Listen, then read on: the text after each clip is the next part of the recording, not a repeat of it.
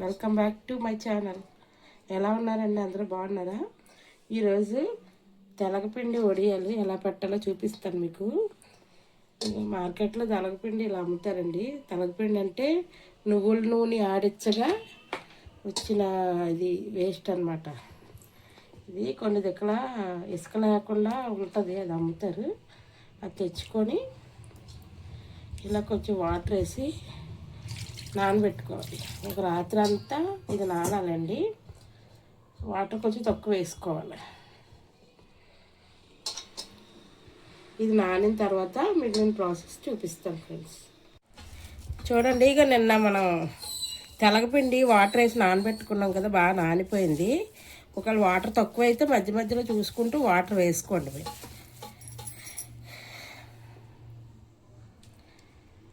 ఆ తర్వాత పండుమిర్చి, పచ్చిమిర్చి కూడా వేసుకోవచ్చు. చాలామంది ఎండుమిర్చి కూడా వేసుకుంటారు, కానీ పండు మిరపకాయలు వేసుకుంటే టేస్ట్ చాలా బాగుంటుంది. ఇక అన్ని సరిపోతాయి. మీ కారం తగ్గట్టుగా పండుమిర్చి తొడిములు తీసి శుభ్రంగా కడుక్కొని కొంచెం మిక్సీ చేసుకోవాలి. పండుమిర్చి మిక్సీలో వేసానండి.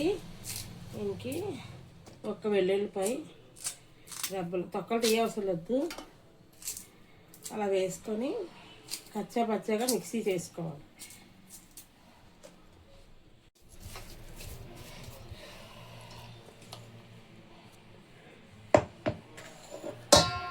చూడండి, పండుమిర్చి వెల్లుల్లిపాయలు ఇలాగా పచ్చగా మిక్సీ చేసుకోవాలి. ఇది మీ కారానికి తగ్గట్టుగా మీరు ఎంత కావాలంటే అంత వేసుకోండి.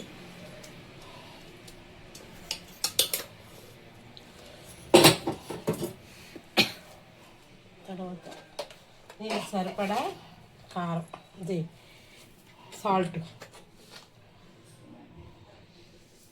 కావాలంటే మళ్ళీ కలుపుకోవచ్చు. సరే, చూసుకోండి. కొంచెం వాము,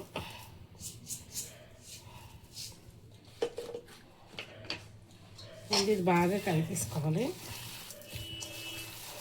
ఇది కలిపేసాను. ఇప్పుడు దీనికి ఒక 2 నిమ్మకాయ రసం పిండుకోవాలి. పిక్కలు ఉండకూడదు.